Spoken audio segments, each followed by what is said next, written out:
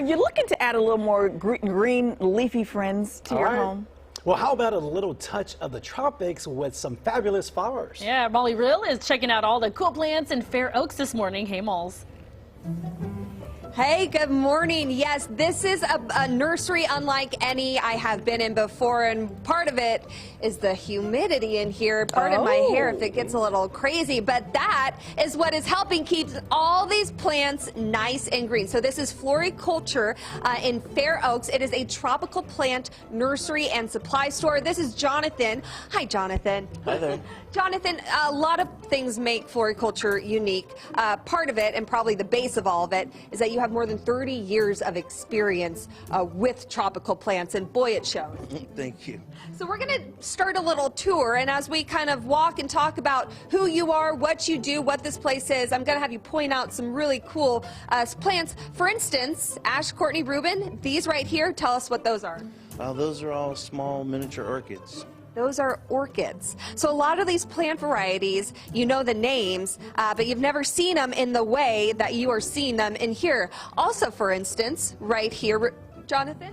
It's a rhopsalis, so jungle cactus. It's a jungle cactus. So he has a lot of varieties, this one too, of cactus that thrive in humidity, which just seems wrong for us. I understand cacti. And also not so much sun. And not so much sun. Filtered light, they're growing on trees just like an orchid. Very cool. You have a lot of varieties of carnivorous plants, as we see over here. Some Venus flytraps. And then over here, what are these ones called? Those are Nepenthes from Southeast Asia. They're a tropical pitcher plant. Very cool. So, oh, and this too. Tell us, this is a jungle cactus as well? Another rhopsalis, another jungle cactus. These are their little berries. They just finished flowering, so they make little berries afterward. It's just fascinating. As we turn the corner, I was saying to you, Jonathan, you know, someone like me who doesn't have a lot of experience with plants, who's not great with plants, it might seem a little intimidating, but that's another thing that makes you special too. People don't just buy the plants. You spend most of your day with customers teaching them how to take care of these plants, providing the right supplies for them as well.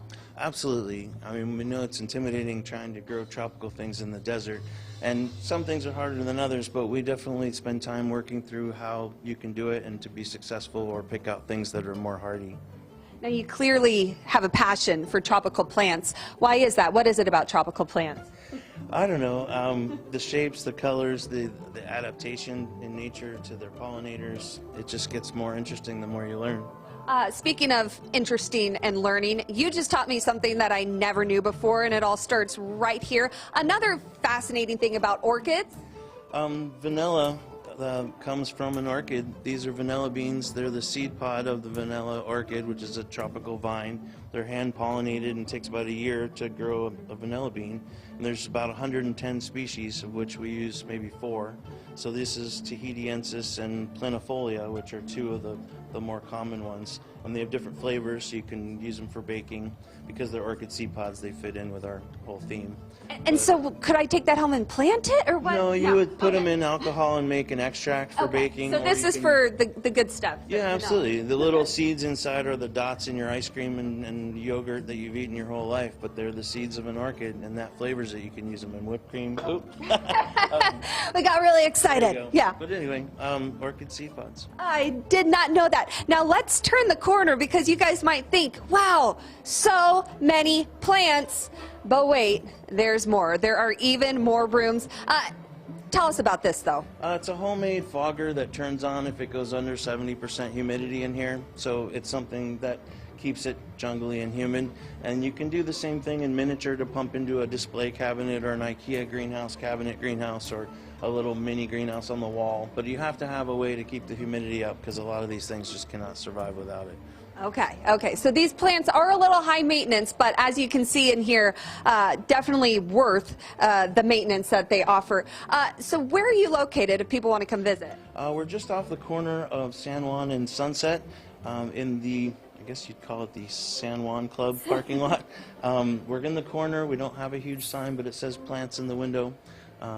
7426 Sunset Avenue, Fair Oaks. Beautiful. Something else that makes Flori-Culture very unique is back here they do all of their own propagation. So that's what goes on in these rooms back here. I hope you'll stick around for the 9 o'clock hour. We're going to take you back there. There is a Hoya whose blossoms smell like buttered popcorn.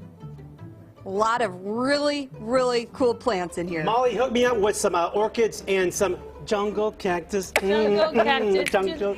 We'll catch you in a minute, Molly. Bye.